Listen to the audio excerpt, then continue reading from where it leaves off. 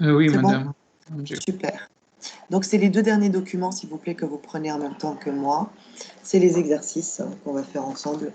On essaye de se concentrer un petit peu. J'espère que vous êtes bien réveillés. Allez, on y va. Donc, l'exercice... وين بعثتهم Pardon? سامحني؟ Pas très bien فكرة أنا entendu, ريت monsieur. العمر الآخر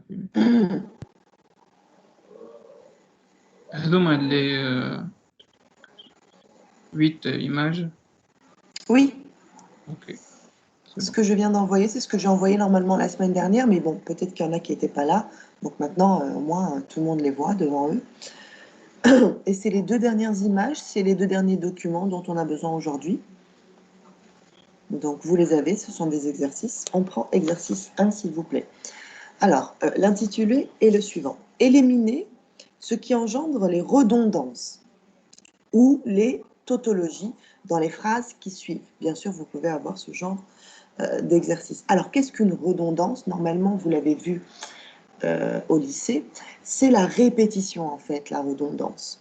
Donc, dans une phrase, et surtout dans les rapports que vous aurez à faire, il va falloir enlever tout ce qui est répétitif, tout ce qui est redondant, tout ce dont vous n'avez pas besoin, puisque vous allez réécrire dans une intro, un développement et conclusion, le rapport qu'on vous a proposé, mais en beaucoup plus light, en beaucoup plus simple.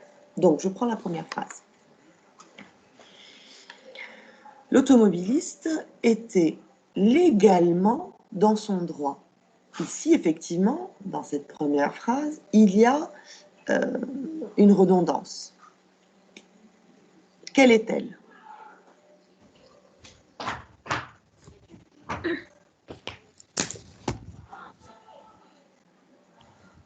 Madame légalement au droit. Oui, tout à fait.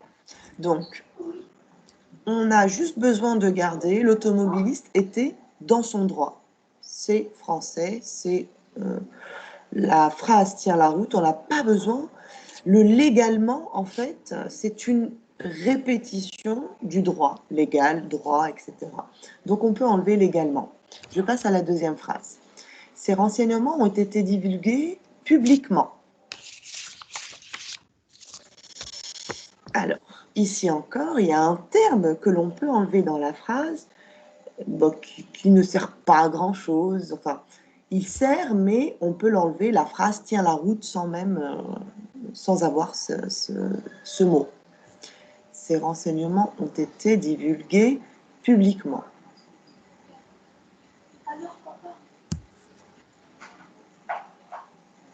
Pas d'idée?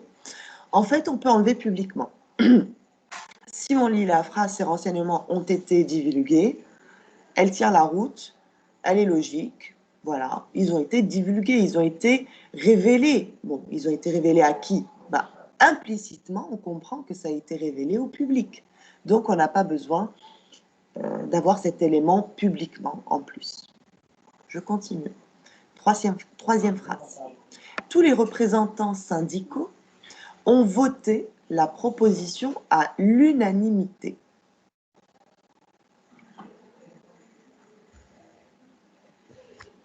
On enlève à l'unanimité. Oui, et on peut même enlever tout, T-O-U-S, tous. On peut juste garder les représentants syndicaux ont voté la proposition. Et c'est largement suffisant. Je passe à la quatrième phrase. Cette solution comporte deux alternatives.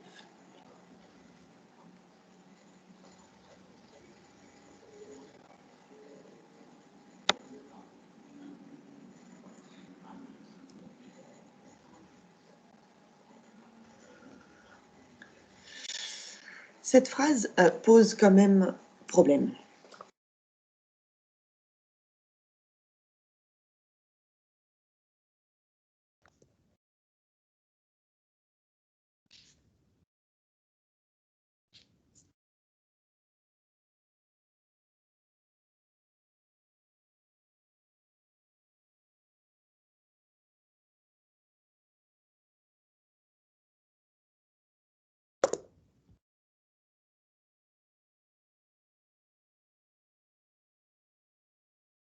Madame, on ne vous entend pas.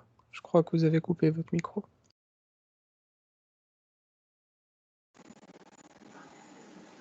Vous m'entendez là? Oui.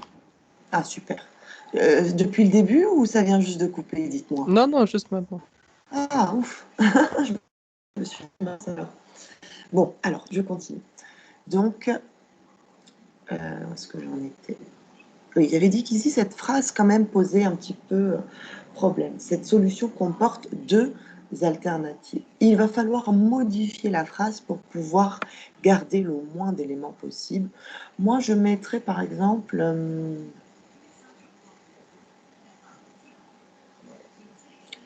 j'enlèverai 7. Je garderai solution. Solution comporte alternative.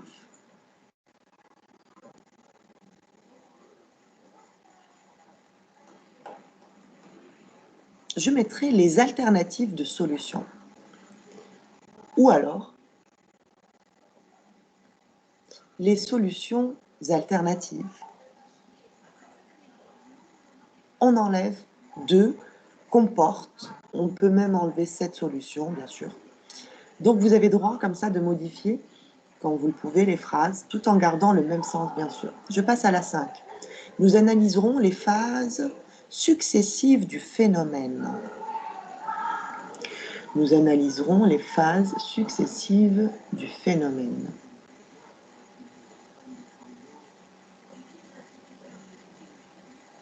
Alors, à votre avis? Pardon, je ne vous entends pas très bien, vous avez dit? Successive. Successive, très bien. Mais encore, on peut encore enlever autre chose.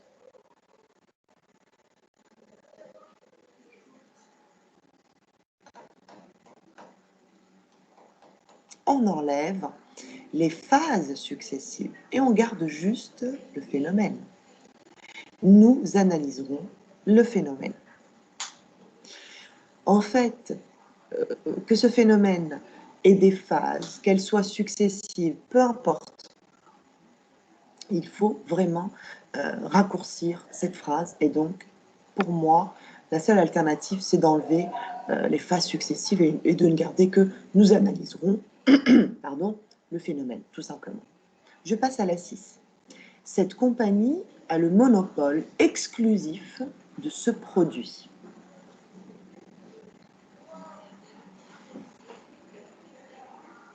Autre chose. Rappelez-vous bien que ici c'est un exercice, on vous donne des phrases bien entendu, mais il est possible, et essayez d'imaginer, que ces phrases soient dans un rapport. Or, dans un rapport, il y a le texte, et il y a bien entendu le contexte de ce texte, c'est-à-dire tout ce qu'il y a autour de ce texte. Donc, il y a beaucoup de renseignements que vous avez d'ores et déjà dans le texte et le contexte. Donc, on peut penser à enlever des éléments dans les différentes phrases. Je prends donc la 6. Cette compagnie a le monopole exclusif de ce produit. Qu'est-ce qu'on peut enlever et qui pourrait rester une phrase tout à fait correcte, dans le sens, bien sûr?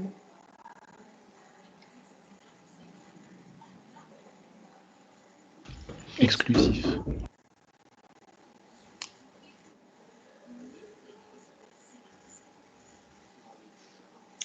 Alors, on pourrait aller très loin.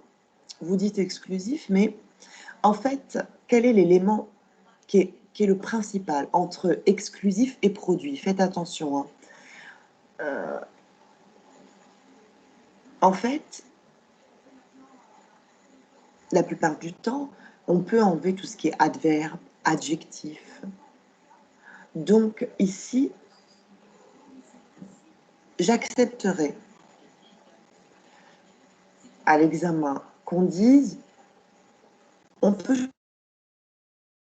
la compagnie a le monopole. Point. Imaginons que ce soit dans un contexte bien précis, que vous ayez le texte, que moi je l'ai lu, que vous l'ayez lu, et donc là, je comprends que la compagnie a le monopole. Ça veut dire quoi? je n'ai pas besoin d'exclusif, je n'ai pas besoin de ce produit puisque je sais de quel produit on parle. Disons que c'est un rapport sur les produits bio, bien... le produit, ce serait un shampoing. Donc, tout le monde sait très bien de quel produit on parle. Et puis, avoir le monopole, c'est vraiment avoir la mainmise. Donc, le exclusif ici, il rajoute à il appuie ce monopole, mais on peut s'en défaire dans la phrase. C'est-à-dire que pour moi, la compagnie a le monopole, elle a le monopole exclusif. C'est-à-dire que c'est implicitement, ce n'est pas explicite, implicitement, je comprends que la compagnie a le monopole exclusif. Et donc, même en enlevant exclusif et en gardant juste la compagnie a le monopole, c'est suffisant pour moi. Je comprends la phrase. Je continue, 7e phrase. Le ministre s'est refusé à toute communication sur les négociations actuellement en cours. Alors, pareil, on imagine qu'on connaît le contexte, le cotexte même, et bien sûr le texte. Donc, le ministre s'est refusé à toute communication sur les négociations actuellement en cours. Alors, qu'est-ce que vous enlèveriez à cette phrase, si vous l'aviez le jour de l'examen?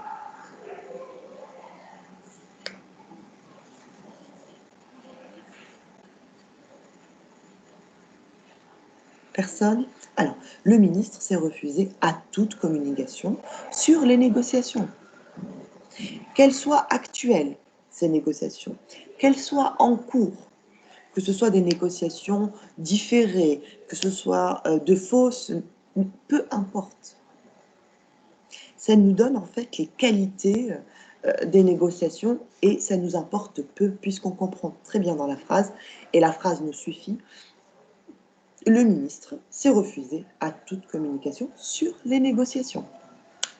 Tout le monde sait très bien, même si ce n'est pas précisé ici, sur quel type de négociation c'est, puisque vous avez le rapport, vous avez le contexte, et ici, normalement, juste la phrase « le ministre s'est refusé à toute communication sur les négociations », eh bien, suffit à la compréhension. Allez, on passe maintenant à un autre exercice qui la plupart du temps vous paraît assez simple, mais qui n'est pas simple, et vous allez le voir justement, c'est l'exercice 3. Rien de difficile en apparence, un exercice où vous devez rechercher les verbes de sens voisin. Ils ont tous donc un sens voisin, sauf pour l'un d'entre eux, puisque l'un d'entre eux, c'est l'intrus. C'est lui qui a un sens qui est le plus éloigné des autres. Voilà ce que c'est l'intrus. Allez, voyons ensemble cette première liste. Toujours 4 intrus. Informer, annoncer, justifier, déclarer. Justifier. Très bien.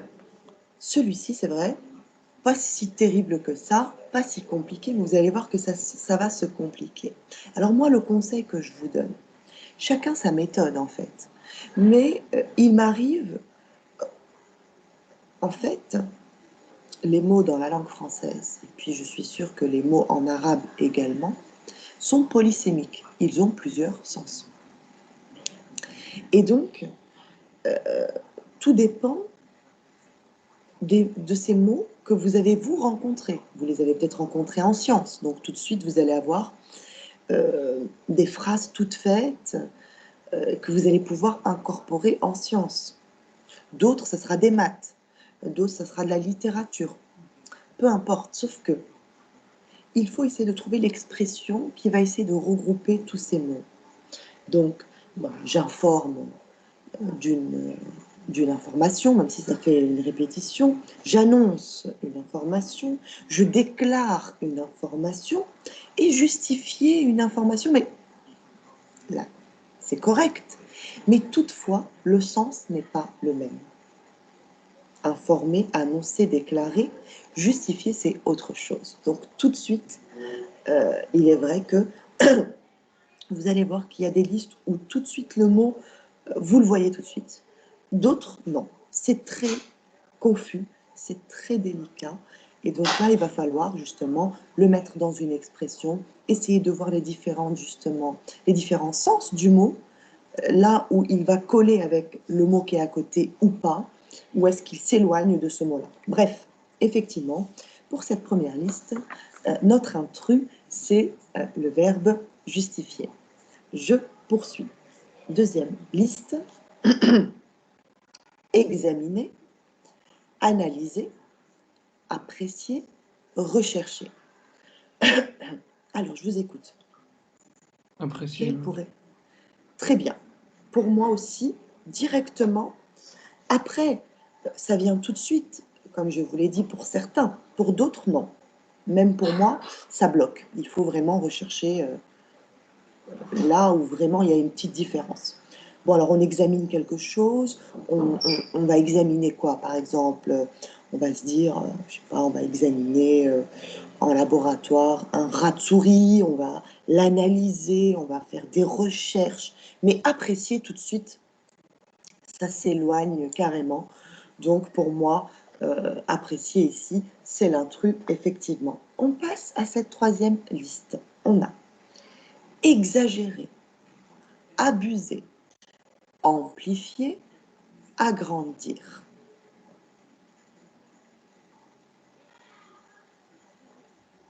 Agrandir.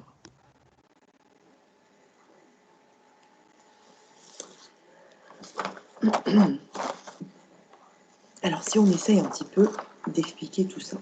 Alors, exagérer, voilà, on va dire, voilà, arrête d'exagérer, arrête d'amplifier tes propos, pourquoi tu en rajoutes, et puis agrandir, voilà, c'est comme exagération dans agrandir. Il y a une certaine forme d'amplification dans agrandir les choses. Pourquoi tu agrandis tout ça? On le dit donc peut-être dans un langage plus familier. Voilà. Et donc, par conséquent, pour moi, abuser, mais comme je vous l'ai dit, c'est vraiment subjectif. Hein. C'est subjectif, mais en même temps, voilà, il y a aussi un corrigé. Et puis, je le dis aux étudiants, on fait un corrigé, oui, mais on lit, par exemple, si j'ai le groupe des GL, des RT en entier, etc., ou même la moitié du groupe, je lis toutes les copies, je vois vos réponses, je vois où ça a marché déjà, où ça n'a pas marché. Il nous arrive, et on l'a fait, de modifier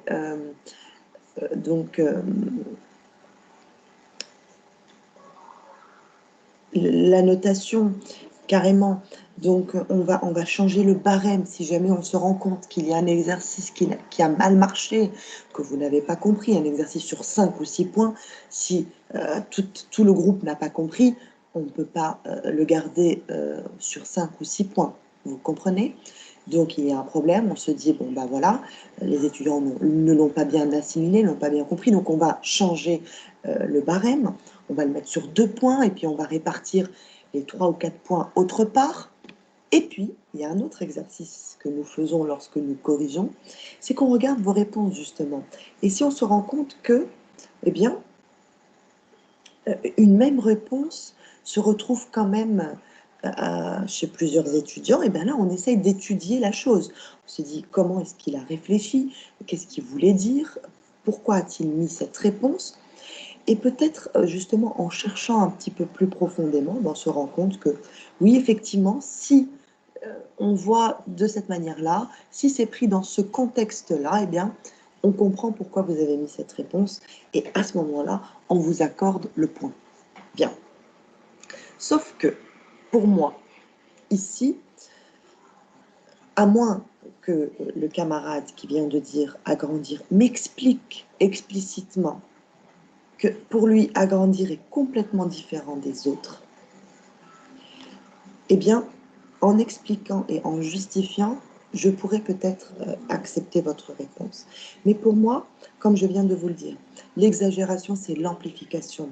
Amplifier, c'est exagérer.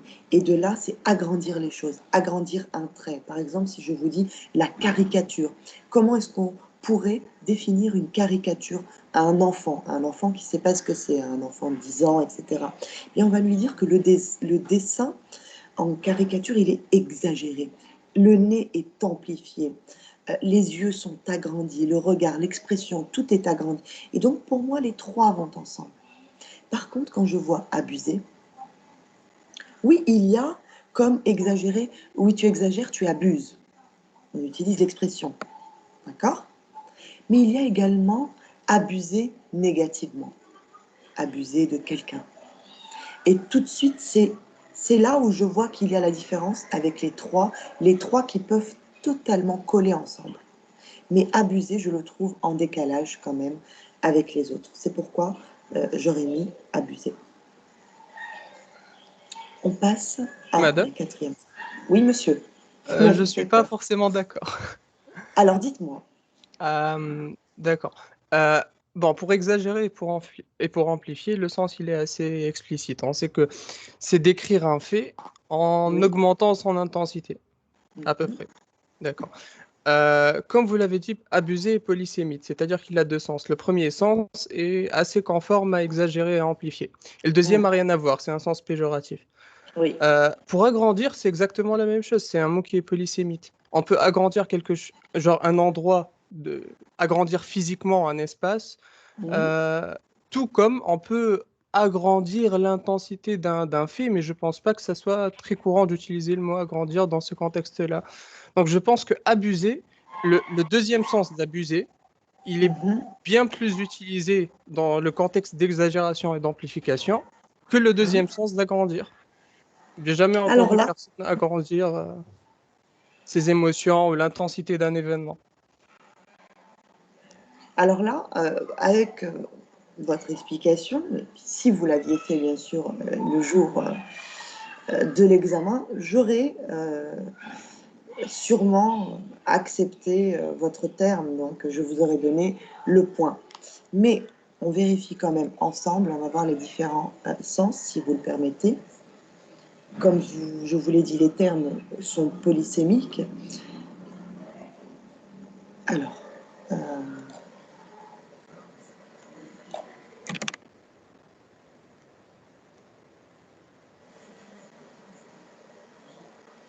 Alors, regardez bien. Donc ici, j'ai la définition d'agrandir. C'est bien agrandir, oui. Alors, c'est un verbe transitif. Rendre plus grand, plus spacieux, en augmentant donc les volumes, agrandir. Et faire paraître plus grand, c'est-à-dire comme pour amplifier, faire paraître plus grand.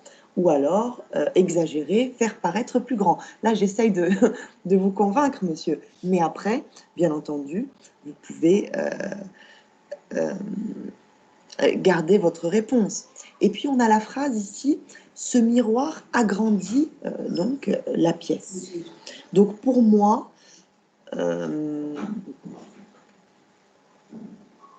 je ne vois vraiment que ces deux sens, les deux sens les plus communs à agrandir. D'accord? Bon, D'accord. d'accord. Allez, je passe. Donc, j'en suis à la quatrième phrase. Toujours pareil, c'est pas simple. On a achevé, réalisé, effectué, exécuté. Il y a quand même, pour l'un d'entre eux, une petite nuance. Alors, elle peut être cette nuance, et puis mettez bien à côté de l'exercice, peut-être temporelle, on va dire. Achevé. Alors, vous avez dit, j'ai très mal entendu. Achevé. Oui, tout à fait. Pour moi, réaliser quelque chose, l'effectuer, l'exécuter,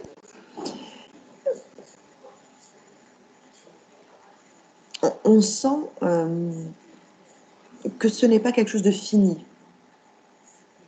Alors qu'avec l'achèvement, le fait d'achever, voilà, on sent qu'il y a une finitude à la tâche qui a été demandée. Donc pour moi, après, je vous écoute. Si vous n'êtes pas d'accord, on en discute. Mais pour moi, c'est achever qui est le plus adéquat, hein. Ici, pour moi, c'est lui l'intrus. On poursuit. 5e. Alors, remplir, honorer, procéder, respecter.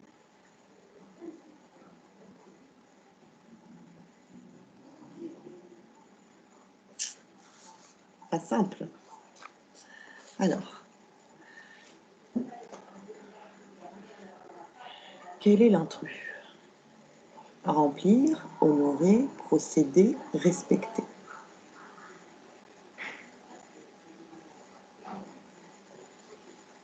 Pas simple, comme je vous l'ai dit, il faut vraiment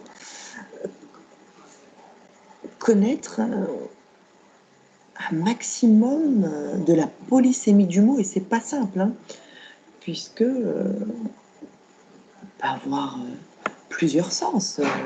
Pensez pas que le mot français n'a que 2 sens, non, ça peut être 3, 4, 5 sens, et puis ça peut être figuré, et puis ça peut être...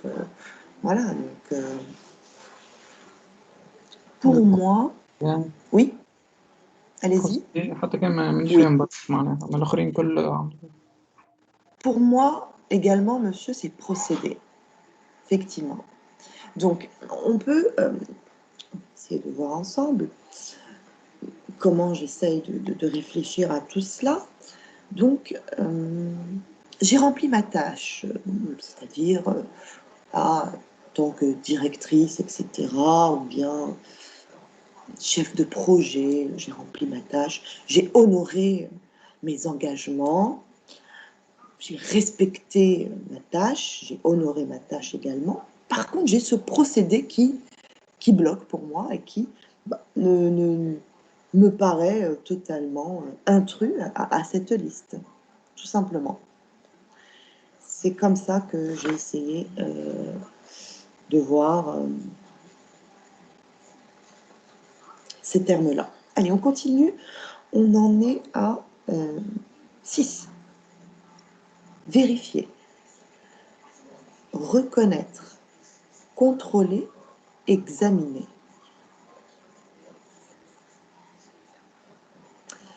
Là aussi, ça ne me pose pas de problème pour moi. Tout de suite, il vient, oui, c'est reconnaître. Il n'y a pas, je ne vois pas autre chose, à moins que quelqu'un voudrait donner une autre réponse, mais pour moi, c'est reconnaître, hein. On passe à la 7. Considérer, croire, estimer, analyser.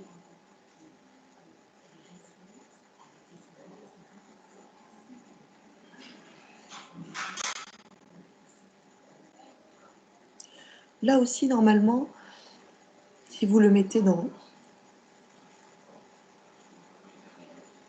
le bon contexte, il y en a un qui paraît un petit peu bizarre ici. analyser مثلا. Oui, tout à fait. C'est analyser pour moi. Donc, considérer, en fait, c'est considérer quelque chose, ou alors je peux dire, je considère qu'il est coupable. C'est mon avis. Je crois qu'il est coupable. J'estime qu'il est coupable. Et analyser ne va pas. Alors voilà, vous allez me dire, oui, bon, là, vous avez trouvé la phrase qui... Voilà, c'est comme ça vient tout seul. À vous de voir justement là où ça va et là où ça va pas. Essayer d'inventer un contexte pour voir vraiment si le mot colle ou pas. Après, on peut se tromper, bien entendu. On passe à la 8. La 8 qui pose problème, hein. Partager, distribuer, se ranger à, souscrire à.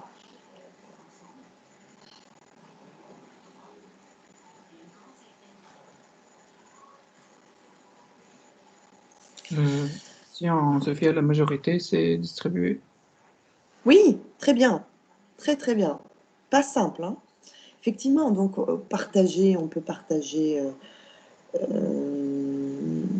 une opinion, on va dire. On peut se ranger à l'opinion de l'autre, c'est-à-dire être du même avis, se ranger à.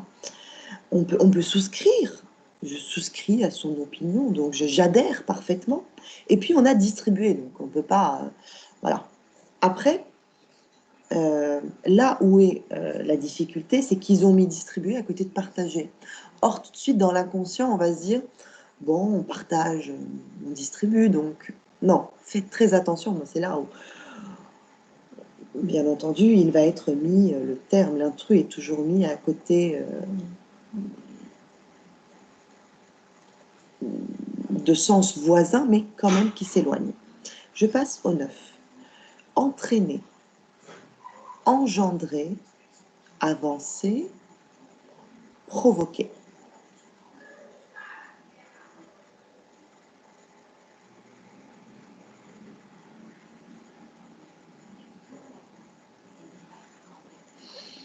Très subtil, mais il y a un intrus. Avancer. Oui, très bien, tout à fait. Voilà, donc entraîner. Donc là, c'est pas l'entraînement, non. C'est entraîner quelque chose, c'est-à-dire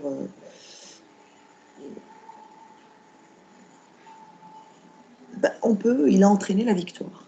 Pourquoi pas? C'est-à-dire que c'est grâce à lui qu'on a gagné. Il a engendré la victoire. Il a provoqué la victoire.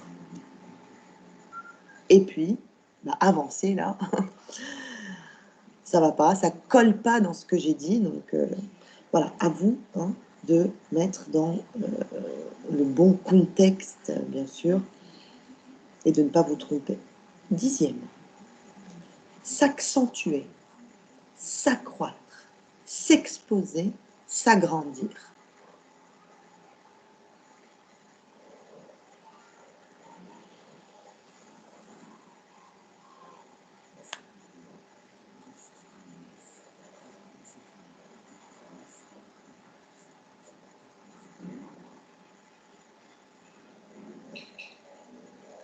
Alors,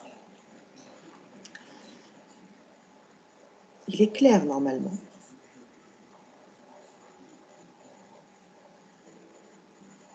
Alors, s'accentuer, S'exposer. s'accroître. Très bien, tout à fait. C'est s'exposer qui pose vraiment problème ici, parce que les trois autres, ils se rapprochent, ils ont un sens pratiquement très, très, très similaire. S'accentuer, s'accroître, s'agrandir, et puis on a s'exposer. S'exposer, non. On s'expose à quelque chose, donc on est face à quelque chose. S'exposer. Et donc, c'est loin de s'agrandir, de s'accentuer ou de s'accroître. 11e, ralentir, réduire, restreindre et diviser. Là aussi, normalement, ça saute aux yeux. On a normalement, on sent qu'il y en a un qui est loin, loin des autres. Ralentir. Alors, est-ce que les autres sont d'accord? Est-ce que ça peut être ralentir? Alors déjà, on essaye de les expliquer. Peut-être qu'en les expliquant, on va peut-être mieux les comprendre. Alors, ralentir, c'est aller moins vite. Ralentir, ça peut être aussi du point de vue figuré, ralentir au niveau de sa vie, parce que justement, on va trop vite dans la vie de tous les jours. Ralentir une voiture.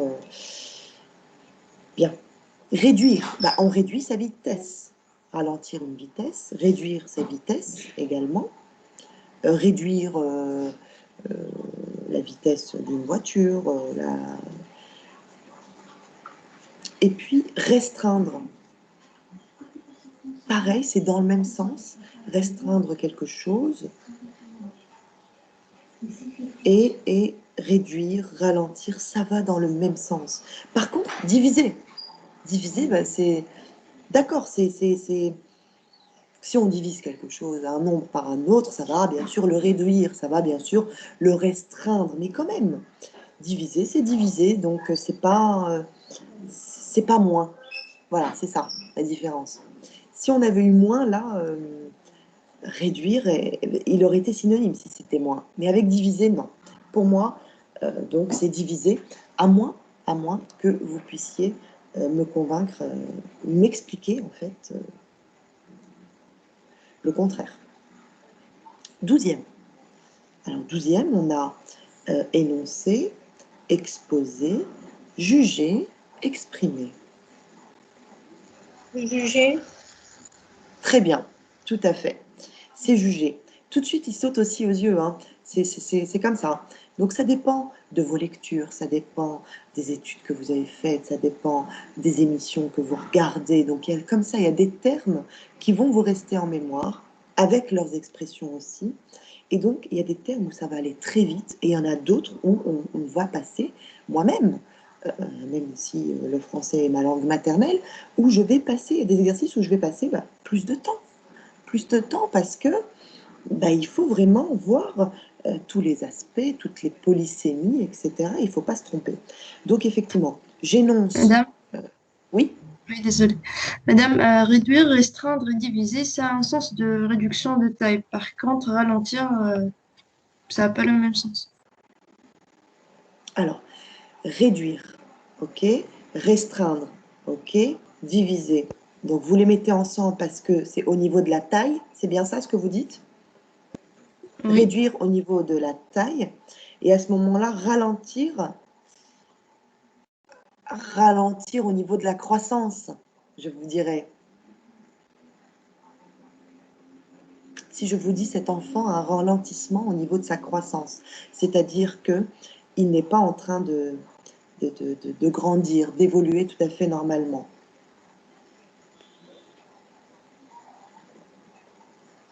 Donc sa croissance est restreinte, sa croissance est réduite.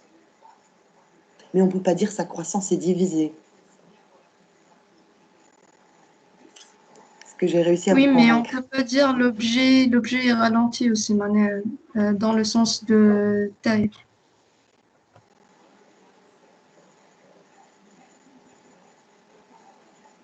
Oui, il faut ralentir avec une autre expression, comme je vous ai dit. Par exemple, il a une croissance qui est ralentie. Il y a des enfants comme ça. D'ailleurs, c'est pour ça qu'on les amène chez le pédiatre pratiquement une fois par mois depuis leur naissance, pour voir justement est-ce qu'ils ont bien grandi, est-ce qu'il y a un bon développement, etc. Et on parle de ralentissement de la croissance. Donc, voilà, pour moi, voilà, je ne sais pas comment vous expliquer. Pour moi, c'est divisé, c'est clair, mais après, il faut voir si vous trouvez vraiment une autre justification, parce que là, celle que vous m'avez donnée, pour moi, ça passe pas. Je garde le divisé qui est l'intrus. Voilà, ralentir une croissance réduite, restreindre. Qu'est-ce qu'il y a d'autre?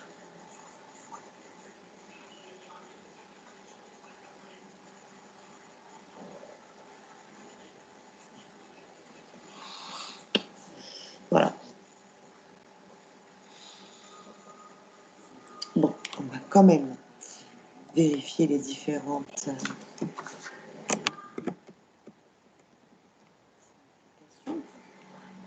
peut-être qu'on va en trouver une. Alors, on a divisé verbe transitif, d'accord. Séparer une chose ou un ensemble de choses en plusieurs parties. Donc, on sent qu'il y a une séparation, hein, d'accord. Et puis, même le deuxième sens, qui est abstrait, séparer en éléments. C'est-à-dire, on divise le règne animal en classes. On les sépare, séparés en éléments. Donc voilà, ici, il y a vraiment cette séparation. Diviser, c'est séparer. 10 divisé par 3, c'est on sépare 10 par 3. Donc il y a cette séparation. Alors que pour ralentir, est-ce qu'on a une séparation? Pour réduire, pour restreindre. Voilà, c'est tout ce que je peux vous dire, mademoiselle. Je n'ai pas pu peut-être vous convaincre suffisamment. Mais pour moi, il est clair que l'intrus est divisé. Hein. Même si c'est difficile comme ça de trouver exactement le bon, c'est divisé. C'est lui qui s'éloigne de ralentir, de réduire, de restreindre, qui ont pratiquement... il y a une diminution. D'accord? Vous allez me dire, dans diviser, il y a une diminution. Mais quand même, je ralentis, je vais ralentir, il y a une petite diminution. Je vais réduire le prix, il y a une petite diminution. Je vais restreindre, il y a une petite diminution. Sauf que quand je dis diviser, pour moi, c'est vraiment en grand, de grandes parts. Voilà, on divise un gâteau pour 6 personnes, on a de grandes parts. Je vois pas... je ne vois pas de diminution. Je ne vois pas de diminution dans diviser. C'est ça le truc. Allez, je passe. Dernière. Ici. Énoncer, exposer, juger, exprimer. On l'a fait, je crois. Quelqu'un m'avait dit, votre camarade avait dit, juger. Effectivement, c'est juger. Alors, il faut essayer de comprendre un petit peu. On énonce une information. Énoncer, c'est-à-dire on va la dire, on va l'exposer, on va l'exprimer. Donc, c'est des synonymes. Mais juger, c'est autre chose. Bien sûr, on peut l'utiliser, juger une information, mais juger, ce n'est pas dire seulement. Juger, c'est donner justement un jugement. Donc, il y a quand même une petite nuance. Donc, c'est juger qui est, bien entendu, l'intrus. Allez, on passe à l'exercice 4, s'il vous plaît. Je crois que ça sera le dernier exercice pour aujourd'hui. Vous devez remplacer les subordonnées relatives par l'adjectif ou le groupe adjectival qui convient. Il y a des fois plusieurs propositions, effectivement. Telle est la loi que l'on applique encore. Une loi que l'on applique encore, qui est toujours donc valable. On va dire, telle est la loi en vigueur, telle est la loi en force, telle est la loi effective, telle est la loi en cours.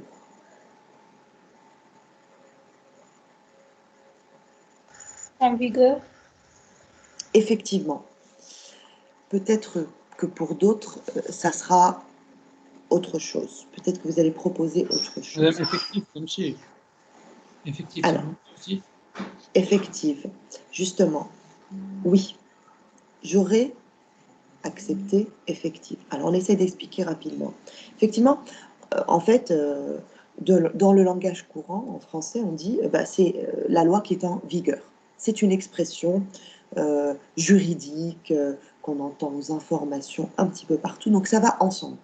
Une loi en vigueur, en vigueur, en vigueur. Ça y est, vous devez bien sûr l'assimiler. Après, vous pouvez ne pas la connaître. C'est ça où est le problème. Donc là, telle est la loi effective. Donc pour moi, elle est effective, c'est-à-dire qu'on l'applique encore. Par contre, telle est la loi en force, du tout. Là, ça ne veut rien dire. Eh bien, vous auriez pu également mettre telle est la loi en cours. Il y en a, je suis persuadée que certains d'entre vous auraient pu mettre en cours.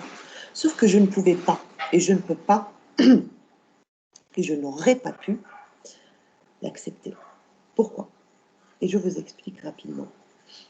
Telle est la loi que l'on l'applique encore, c'est-à-dire On l'applique aujourd'hui, mais on l'appliquait avant, peut-être depuis 1820, par exemple. Je donne une date au hasard. Et donc, si on met en cours, eh ben, on oublie, on n'englobe pas le passé, justement. Parce que ce encore, c'est le encore qui nous montre qu'il y avait un passé de cette loi et qu'il y a un présent de cette loi. Qu'il y aura peut-être un futur, je n'en sais rien, si la loi n'est pas changée, bien entendu. Donc pour moi, le en cours s'oppose au encore et donc on ne peut pas l'accepter. Par contre, le plus adéquat aurait été de choisir en vigueur, bien sûr, et j'aurais accepté effective. On passe à la deuxième phrase. C'est une espèce qui se multiplie rapidement.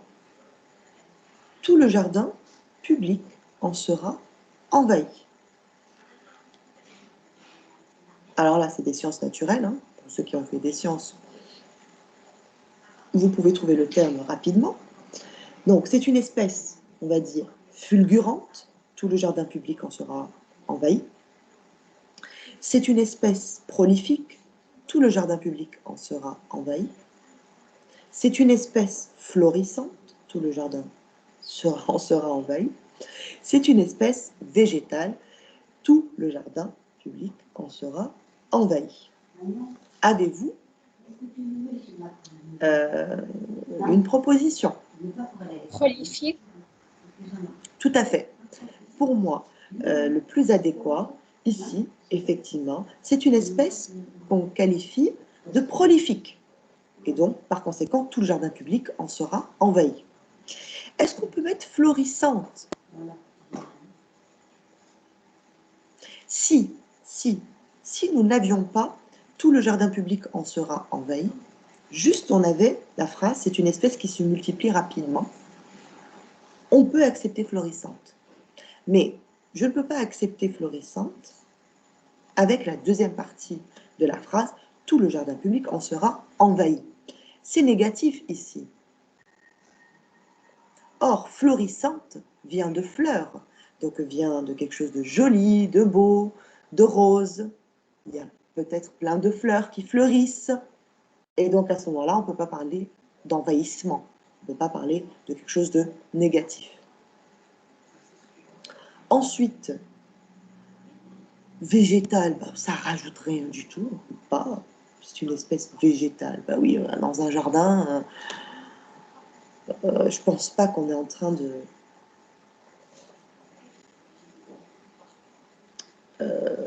Pourquoi je ne peux pas accepter végétal? Parce que dans la phrase, c'est une espèce. Mais quelle est l'espèce? Est-ce que ça a été précisé? Ça peut être une espèce animale.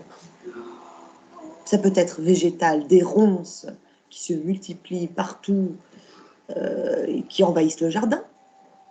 Mais ça peut être également une espèce animale qui prolifie dans ce jardin. Donc, on ne peut pas mettre végétal puisqu'on ne sait pas si c'est végétal ou animal. Donc, c'était bien prolifique. Je passe à la phrase 3. Alors, c'était une déclaration sur laquelle on ne pouvait compter. Sur laquelle on ne pouvait compter. C'était une déclaration en l'air. C'était une déclaration sujette à caution. C'était une déclaration peu fiable. C'était une déclaration incrédible.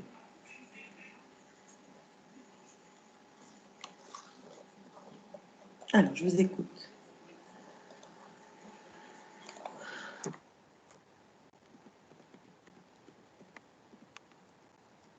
Peu fiable, madame.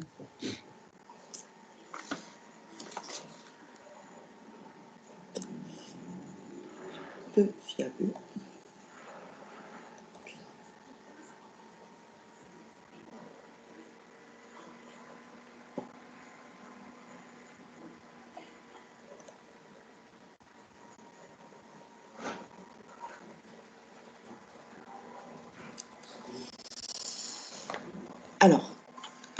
fait, l'expression française, c'est une déclaration en l'air. Ce qui veut dire exprimer ou donner une expression en fait en l'air, ça veut dire qui n'est pas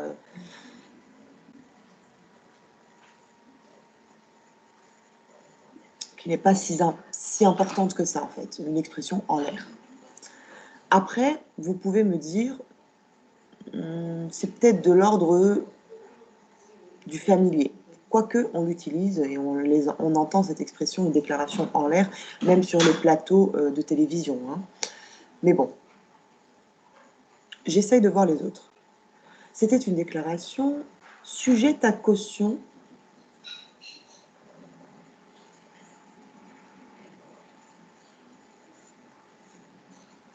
C'est trop lourd. Pour cette phrase, je ne peux pas accepter sujette à caution. C'était une déclaration peu fiable.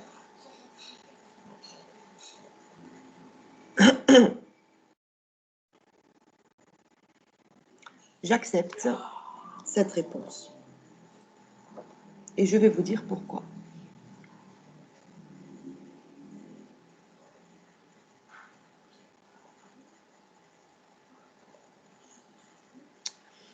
J'accepte peu fiable par rapport au temps qui a été utilisé, s'il vous plaît, dans la phrase d'origine. Je n'aurais pas pu accepter peu fiable si la phrase d'origine avait été écrite au présent de l'indicatif. Parce que vous savez très bien, et je vous l'ai déjà dit, que le présent de l'indicatif exprime une vérité générale. Donc, la phrase aurait été tout autre, la compréhension de la phrase également, si on avait eu, c'était une déclaration sur laquelle on ne peut compter. Quand on a on ne peut compter, c'est-à-dire qu'on ne peut pas compter. Et donc, c'est pas peu fiable, c'est pas fiable du tout. Donc, c'est grâce ou à cause de pouvait compter que j'accepte le peu fiable. Mais si on avait eu on ne peut compter au présent, on ne pourrait pas mettre peu fiable. Je ne sais pas si vous m'avez bien comprise. En tout cas, les deux réponses sont en l'air et peu fiable. Je passe à la quatrième phrase rapidement. En revanche, le quartier des affaires a une population qui réunit toutes sortes de peuples. Alors, on a soit une population cosmopolite, hétérogène, internationale, métropolitaine. Alors, d'ores et déjà, il faut faire par élimination. Métropolitaine, c'est-à-dire que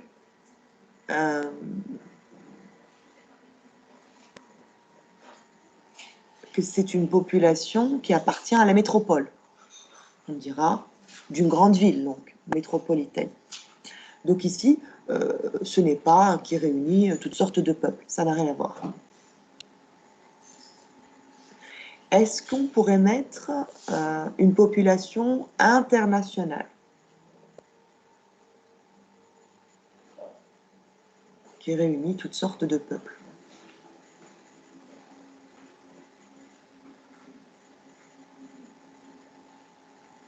Là où ça me pose problème, il est possible que certains d'entre vous auraient pu mettre international.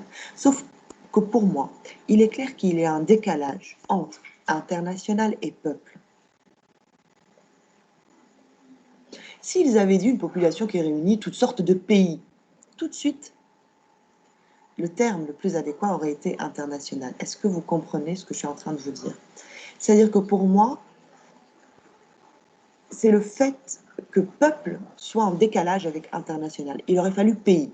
Là, oui, qui réunit toutes sortes de pays, j'accepte international. Ici, pour cette quatrième phrase, bien entendu, le terme le plus adéquat et qu'il fallait utiliser, c'était cosmopolite. En revanche, le quartier des affaires a une population cosmopolite, c'est-à-dire que c'est un mélange de cultures, de différentes régions, etc. Cinquième et dernière phrase, avant de quitter, la stratégie syndicale pas simple, hein, celle-ci. C'est la plus compliquée. La stratégie syndicale qui emploie des moyens énergiques n'a que faire de temps de préambule. J'essaie de vous expliquer. N'a que faire de temps de préambule, c'est-à-dire n'a pas à se soucier de ses introductions. Un préambule, c'est une sorte d'introduction. Elle n'a pas à se soucier de ses introductions. Donc la stratégie syndicale qui emploie des moyens énergiques, qu'est-ce qu'on pourrait mettre?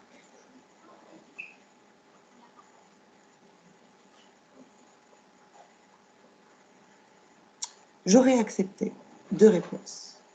Énergique dans ses moyens et utilisatrice de moyens énergiques. Les deux, pour moi, auraient été acceptés. Donc voilà, essayez s'il vous plaît de poursuivre les exercices 5, 6 et 7. Si on a le temps, on les corrigera la semaine prochaine, ou bien on passera à autre chose, bien entendu. La semaine prochaine, on avancera un peu plus dans le cours. Alors, les GL, merci de votre attention. Je vous souhaite un très bon appétit. Comme d'habitude, n'oubliez pas de remercier le cuisinier ou la cuisinière qui vous régale tous les soirs, parce que c'est pas simple de préparer tout ça. Donc voilà, portez-vous bien, restez bien chez vous et à bientôt.